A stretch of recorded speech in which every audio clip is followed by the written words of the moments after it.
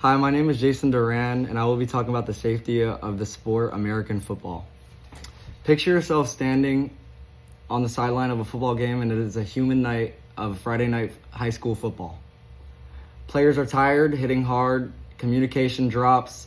One high-impact collision later, a player doesn't get up right away. In football, moments like this are not rare, but they are expected as well. But the injuries don't have to be. This matters to coaches because you are the first line of defense against preventable football injuries. The safety habits you teach today determine your players' health and safety long after they leave the field. I researched concussion prevention and youth football safety using reliable sources that I found based on my topic. I am also an avid sports watcher and know lots about my topic.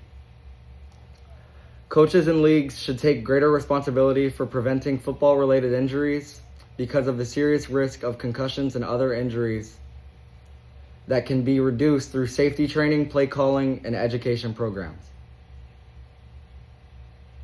To start off, when football leagues require standardized safety training, they promote safer playing environments and reduce preventable injuries or accidents.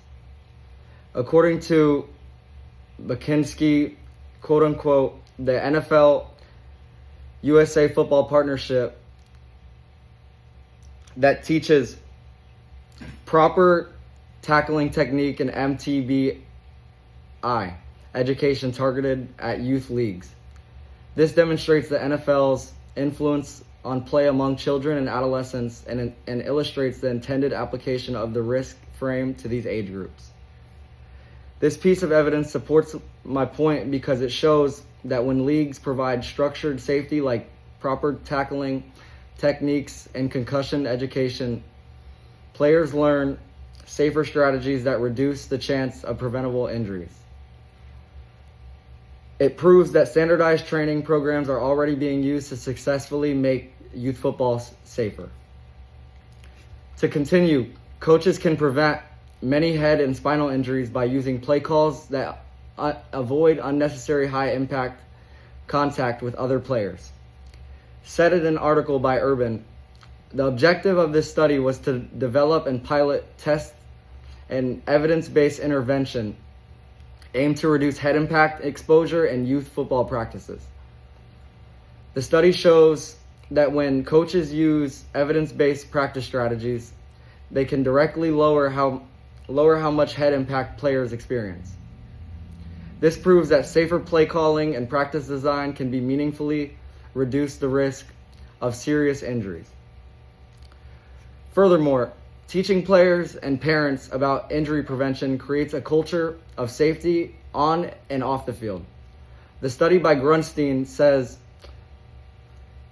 policies can be developed to mitigate risk from extrinsic factors such as weather and the amount of protective equipment worn.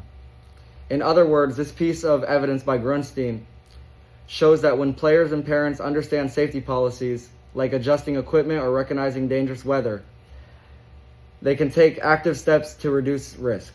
Educating them strengthens a safety-first culture because they know how and when to apply these protections both during practice and outside of it.